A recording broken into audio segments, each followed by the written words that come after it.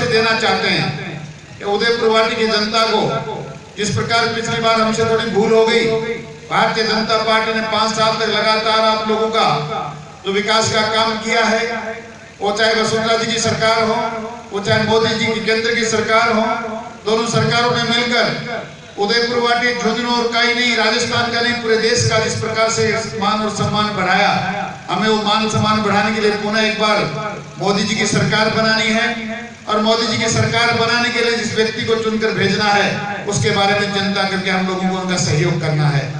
मित्रों, बहुत लोगों ने सारी बातें आपके बीच में रखी हैं, किस प्रकार हमें मदद करनी चाहिए, क्या क्या योजनाएं, रतन जी बड़े तल्लीनता से आपको सारी योजनाएं बता रहे थे।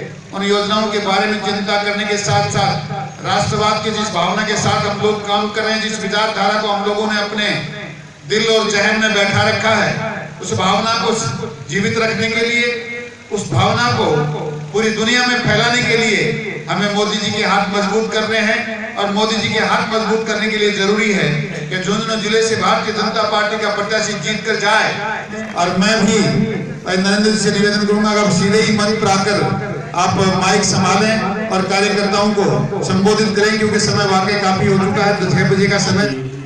6 तारीख को अपना चुनाव होने जा रहा है। अब की बार जो चुनाव हो रहा है, वो चुनाव नहीं, एक तरह से चुनौती है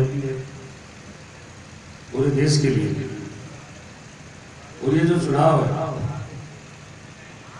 वो एक अलग तरीके का चुनाव है। प्रतिवर्ष पहले जो चुनाव हुए हैं वो चुनाव किसी न किसी मुद्दे को लेकर के होता है, लेकिन अब की बार ये अपने देश को लेकर के एक तरह से चुनाव हो रहा है।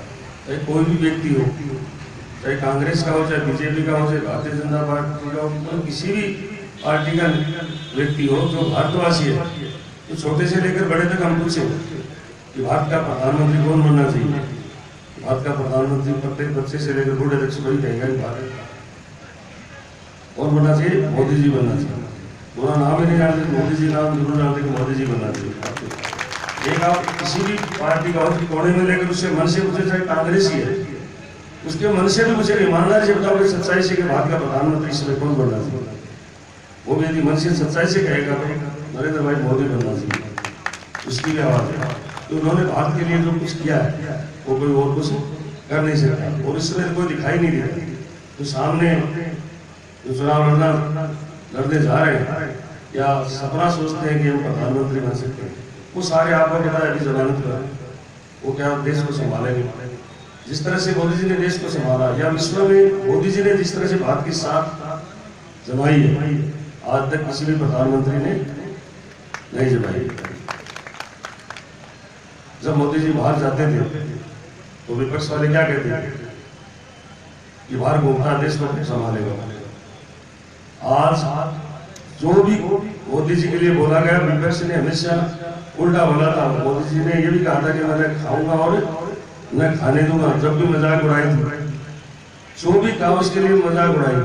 लेकिन आज वो कोई भी कांग्रेसी मोदी ने जी के लिए जो पहले कहा गया उसके लिए कोई भी नेता कांग्रेसी जो विपक्ष में है, कोई स्टेज पर ये नहीं बोल सकता कि हमने ये कहा था उनका। जैसे मैं न खाऊंगा न खाने जाऊँ, उसके लिए मजाक उड़ाई। भारत गया तो भारत से बाहर गया तो आज जो पाकिस्तान के साथ जो घटना हुई वो सबके सामने है। वो नहीं कह सकते कि मोदी जी बाहर घूमते थे। आज सारे देश, सारे विदेश लोगों को छोड़कर सब भारत के साथ कर आपके सामने। कब उठता है, कब बैठता है, कब सोता है, कब जागता है, कोई बता सकता है। मैं पीएम ऑफिस में अर्जुन जी मेघवाल जी ने उनके साथ चला गया था, तो हम कर्मचारी में बैठे थे, चाय पी रहे थे, तो उन्होंने कहा कि हमने ऐसा प्रधानमंत्री कभी आज तक नहीं देखा। वो क्या विशेषता है? बोले विशेषता ये है कि जब भी दिल्ली में रहते तो समय पर आते हैं, 9 बजे का समय तो 9 बजे 5 मिनट से पहले आएंगे। और दूसरी ये है कि फाइलें टेबल पर एक भी नहीं रुकती। पहले फाइलों का ढेर चढ़ जाता था, तो कोई आता कोई निकलवाता तो उसकी फाइल निकल जाती, बाकी कोई फाइल नहीं थी। यहाँ कोई फाइल नहीं रुकती टेबल पर, पूरी ईमानदारी से काम होता करने वाले। तीसरा कोई प्रधानमंत्री बनता तो पहले स्वास्थ्य चेक कराता था, या तो चश्मा वाला डॉक्टर को बुलाता, या ब्लड ठीक करवाता है। अपने सबको पता है कि आज तक जितने भी प्रधानमंत्री बने वो भारत में इलाज कराने के लिए, भारत से बाहर इलाज कराने के लिए गए होंगे। मोदी जी ने आज तक 5 साल में कभी बीमार हुआ तो बता दो कि 1 घंटे भारत का प्रधानमंत्री आराम कर रहा है। कोई भी भारत का प्रधानमंत्री बाहर गया है तो आकर के 5 दिन यात्रा करके आया तो 1 दिन या तो छुट्टी पर आया या उसने आराम किया। मोदी जी रात को भाषण देते हैं अमेरिका में, दूसरे दिन दुबई में और तीसरे दिन दिल्ली में। सुबह पहले दिल्ली में मीटिंग ले रहे हैं तो कहाँ सोता कहाँ रहता किसी बात का पता नहीं। 5 साल हो गए उनको लगे। जिस तरह से देश में मोदी जी ने काम किया है आज तक किसी ने नहीं किया। इस समय तो ऐसा लगता है कि ऐसा प्रधानमंत्री कभी नहीं मिलेगा, आगे चाहे इससे बढ़िया मिल जाए। लेकिन आज किसी भी व्यक्ति से पूछा जाए तो भारत का प्रधानमंत्री मोदी जी को बनाना चाहिए। और बड़ी सहयोग की बात है कि ऊपर भी नरेंद्र और नीचे भी नरेंद्र। मैं आपसे यही वादा कर सकता हूँ कि जैसे मोदी जी ने भारत का नाम रोशन विश्व में किया है तो झुंझुनों का नाम दिल्ली में रोशन कर सकता हूँ। जिस तरह से भारत की सेवा नरेंद्र भाई मोदी जी ने की है उस तरह से सेवा सबके बीच में रह करके करूंगा। किसी तरह की कोई शिकायत नहीं आएगी। आपके बीच में रह करके काम करूंगा, सेवक बन करके काम करूंगा। जब एक नरेंद्र देश की सेवा कर सकता तो क्या दूसरा नरेंद्र एक झुंझुनू जिले की सेवा नहीं कर सकता। आपके झुंझुनू के बीच में रह करके आपकी सेवा करूंगा, बीच में रहूंगा। और ये कह सकता हूँ कि कई बार आप काम करा रहे तो काम करने के बाद ये कहते हो जबकि बार काम करने को आनंद आगे मजा आयो। कई बार काम करा यार 5-7 दिन पाया बेकार में गए। तो मैं तो ये कहना सकता हूँ कि मुझे आप विजय बनाएंगे तो आप निश्चित रूप से 5 साल में कह देंगे अब की बार वोट देने का मजा आ गया, आनंद आ गया। ये कह आपके बीच में रहूंगा, आपकी सेवा करूंगा, ईमानदारी से काम करूंगा। और मोदी जी की तर्ज पर चलता हुए भी बता देता हूँ मोदी जी ने देश का प्रधानमंत्री जब घोषित किया गया था मोदी जी को जब मुख्यमंत्री थे तो जब घोषित किया जब गुजरात से इस्तीफा देकर के चले थे तो उनका वेतन उनको दिया गया था और वो वेतन उन्होंने उठाया और अपने कर्मचारियों की लाइन लगा करके वहीं मार दिया था। ये सब ध्यान में नहीं है। मैंने भी मेरा वेतन जो 70 लाख के करीब हुआ था वो सारा वेतन मैंने मंडावा विधानसभा क्षेत्र में लगाया है। और किस रूप में लगाया है 10% मुख्यमंत्री वसुंधरा राजे ने एक गुरु गोलवाकार योजना चलाई थी। उसके अंदर जमा करा करके 10% पैसे शमशान भूमि और कब्रिस्तान की 4 दीवारियों में और स्कूल के कमरों में 30% जमा करा करके 70% सरकार से लेकर के वो सारे 70 लाख रुपए मेरा वेतन जाता वो अतिरिक्त काम करने में लगा है। सारा वेतन जमा करा करके 30 और 90% राशि लेकर के जिसका रिकॉर्ड झुंझुनू के ऑफिस में है। तो मैं ये कह रहा हूँ ईमानदारी से काम करूंगा, आपके बीच में रहूंगा, आपका सेवक बनकर पूरा मैं कहना चाहता हूँ। काफी समय हो गया मैं नहीं सांसद आप बनोगे तो ये कह सकते हैं। तो आपसे निवेदन है मोदी जी को प्रधानमंत्री बनाना है उसके लिए आपको अपने आप नरेंद्र बन करके घूमो, विजयी बनो और मोदी जी को प्रधानमंत्री निश्चित रूप से बनाना है। आपका जैसे मोदी जी काम कर रहे हैं उस तरह से आपका सहयोग बन करके आपके बीच में काम करूंगा। और ये कह सकता हूँ बड़ा नहीं जो भाव से बहती जिसमें रफ्तार नहीं, बड़ा नहीं जो भाव से बहती जिसमें रफ्तार नहीं, वो हृदय नहीं पत्र जिसको मोदी जी से प्यार नहीं है।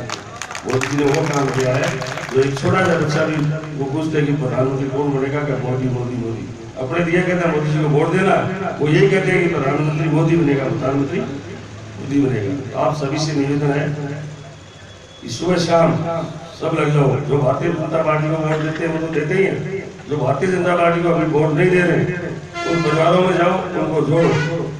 आपको पता है जब विधानसभा के चुनाव हुए तब से प्रत्येक मतदाता का बहुत से मतदाताओं का सभी की आवाज यही आ रही थी कि ऊपर वाला वोट नीचे वाला वोट तो हमारी मर्जी से दे रहे, लेकिन ऊपर वाला वोट तो मोदी जी ने, चाहे किसी भी जाति का व्यक्ति हो वो भी मोदी जी को वोट देना चाहता है। इसलिए मैं आपसे ये कहना चाहता हूँ जो हमारे चाहे पंचायत राज में, चाहे नगर पालिका के चुनाव में या विधानसभा के चुनाव में चाहे खिलाफ था, लेकिन वो मोदी जी को देश का प्रधानमंत्री देखना चाहता है, इसलिए वो भी भारतीय जनता पार्टी को मतदान करना चाहता है। तो सभी को साथ लेकर के आप मोदी जी को जिताने के लिए सबको साथ जोड़ो, एक साथ मिलकर के घर घर जाओ। तो आपसे ये निवेदन करना चाहता हूँ कि ज्यादा से ज्यादा मतदान कराने के लिए जो कुछ किया जाए वो भी कम है, आप ज्यादा से ज्यादा मतदान करें। निश्चित रूप से मैं पुनः आपसे ये कहता हूँ कि आपका सेवक बन करके बीच में रहूंगा, आपकी सेवा करूंगा। अब क्या कि पहले दायरा था, हर विधायक का एक दायरा होता है हमारी विधानसभा का। अब मुझे पूरे जिले का दायरा और फतेहपुर विधानसभा का दायरा राजनीतिक रूप से मिल गया है। जीतूंगा तो आप जीतोगे और सबके बीच में रहोगे। पूरा मुझे दायरा मिल गया, सबको साथ लेकर के चलेंगे। मोदी जी का कहना ही है कि सबका साथ सबका विकास। तो आपके बीच में रहूंगा, साथ काम करूंगा, तो सबको साथ मिलकर के मोदी जी के हाथ मजबूत करने चाहिए। जब भी रिजल्ट आए तो निश्चित रूप से पक्ष में आना चाहिए उदयपुर वाटिका भी। मुझे जिस क्षेत्र में मैं घुमाऊं, आज आपके क्षेत्र में पहली बार आया हूँ, 7 विधानसभा क्षेत्र हैं, उन 7 में मैं वादा कर सकता हूँ कि कोई विधानसभा क्षेत्र पीछे नहीं है। सब में होड़ लगी है कि मऊ से ज्यादा जो मतों से जिता करके भेजेंगे, हम ज्यादा मतों से जीतेंगे। फतेहपुर कहता है कि हम ज्यादा मतों से, झुंझुनू कहता है, सुरसीड कहता है, खेतरी कहता है, सिरावा कहता है। आपका उदयपुर वाटी क्षेत्र, आप सभी कार्यकर्ताओं को देखना, आपको विजयी बनना है। आपका काम है, ये सबका काम है, ये देश हित का काम है। देश को देखते हुए आज जो पाकिस्तान की जो स्थिति है, पाकिस्तान और हमारे देश की जो स्थिति है, उसमें सबको साथ मिलकर के मोदी जी को प्रधानमंत्री बनाना है। मैं पुनः आपसे ये निवेदन करता हूँ, आपके बीच में रहूंगा, बीच में आपकी सेवा करूंगा, दुख सुख में आपके सभी के काम आएंगे। आप सब मिलकर नरेंद्र भाई मोदी बनकर के या दूसरा नरेंद्र बनकर आप देश हित में काम करें। मैं वादा करता हूँ कि किसी को किसी तरह की दिक्कत नहीं आएगी। हम साथ ही सभी स्टेज पर विराजमान सब साथ मिलकर के, एक साथ मिलकर के कंधा से कंधा मिला करके मोदी जी का साथ देंगे, देश का साथ देंगे। मैं पुनः आप सभी से निवेदन करता हूँ कि दोनों हाथ मुट्ठी बंद करके, दोनों हाथ मिला करके भारत माता की जय बोलेंगे। भारत माता की। उदयपुर वाटी में पिछले 50 सालों में काम नहीं हुआ था, वो पिछले 5 सालों में जब काम हुआ था, उसी तरह से देश में भी जो पिछले 17 सालों में काम नहीं हुआ, वो काम माननीय प्रधानमंत्री नरेंद्र मोदी जी ने किया है। और ये भारतीय जनता पार्टी इस पार्टी है जिसमें वास्तविक लोकतांत्रिक पार्टी, जिसमें पता नहीं है कि आज पार्टी के राष्ट्रीय अध्यक्ष अमित शाह जी हैं, तो कल आने वाले समय में अगले साल कौन होगा। कांग्रेस तो कहती है लोकतांत्रिक पार्टी, बाकी हम सब जानते हैं कि जो पार्टी आजादी से आज तक 70 सालों में पार्टी का राष्ट्रीय अध्यक्ष गांधी परिवार के अलावा किसी को बना नहीं पाई, तो वो लोकतांत्रिक पार्टी तो है ही नहीं, वो एक तो परिवारवाद की पार्टी है। तो मेरे तो आप लोगों से ये निवेदन है कि राष्ट्र के हित को ध्यान में रखते हुए सब लोग एक साथ मिलकर के एकजुटता के साथ में कार्य करें।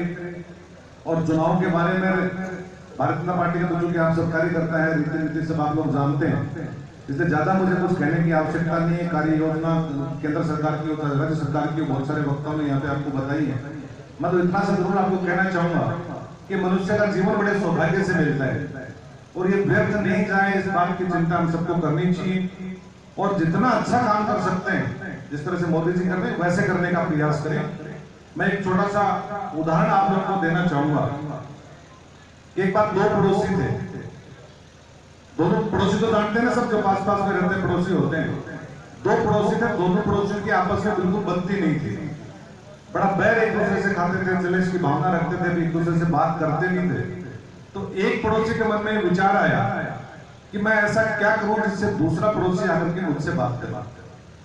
तो उसने क्या किया कि अपने घर का सारा कूड़ा कचरा जो गार्बेज था वो सारा इकट्ठा किया और दूसरे पड़ोसी के घर के आगे जाकर के उसके गेट के सामने डाल दिया।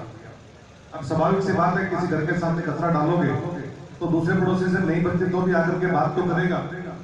जब पड़ोसी बाहर आया, उसने देखा कि घर के बाहर इतना सारा कचरा किसने डाला है, तो ये भी स्वाभाविक सी बात थी कि जब आपस में बनती नहीं थी तो इस बात का उसको पता चल गया कि होना हो ये काम तो दूसरा अपना पड़ोसी कर सकता है।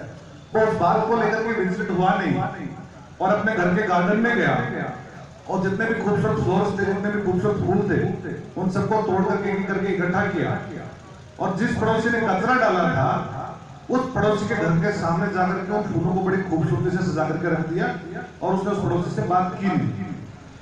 जब वो जिस पड़ोसी ने कचरा डाला था वो बाहर निकला, उसने देखा यार मैंने तो इसके घर पे कचरा डाला था और इसने मेरे घर के बाहर आकर के बड़ी खूबसूरती के साथ में फूलों को सजा करके रख दिया, तो उससे रहा नहीं गया, उसने उसने कहा भाई तूने ये क्या किया? तो उसने खूबसूरत जवाब दिया।